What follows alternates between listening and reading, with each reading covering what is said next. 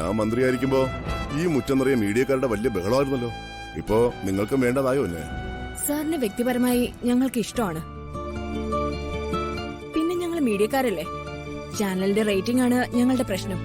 ചോദിക്കാനുള്ളത് ചോദിച്ചോളൂ.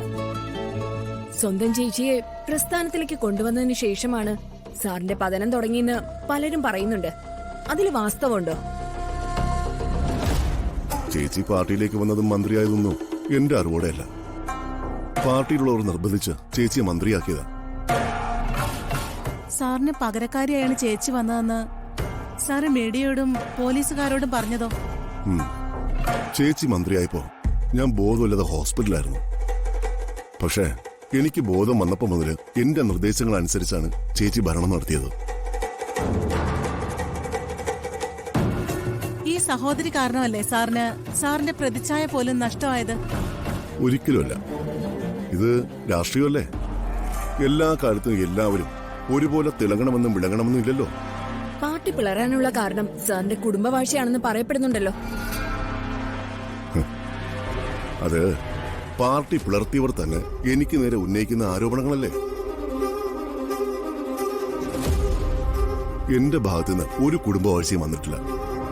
ഞാൻ ഹോസ്പിറ്റലായപ്പോ എന്റെ ചേച്ചിയെ മിനിസ്റ്ററാക്കിയത് ഞാനല്ല, പാർട്ടിയാ.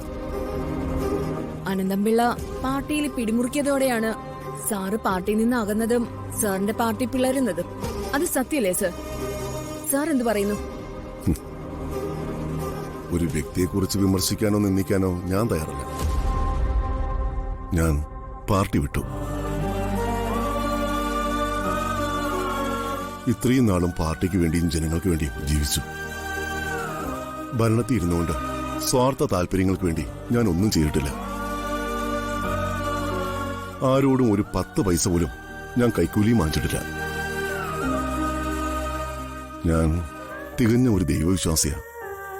സകല ദൈവങ്ങളെയും സാക്ഷിയാക്കി ഞാൻ പറയുന്നു, ഒരു അഴിമതിയുടെയും കറ പുരളാത്തതാണ് എന്റെ ഈ കൈകൾ. ചെറുപ്പകാലം മുതൽ സാമൂഹ്യ സേവനം ഒരു പാഷനാണ്. അങ്ങനെ പൊതുജനങ്ങളുടെ പ്രശ്നങ്ങൾ പരിഹരിക്കാൻ വേണ്ടി ഞാൻ രാഷ്ട്രീയ പ്രവർത്തകനായി.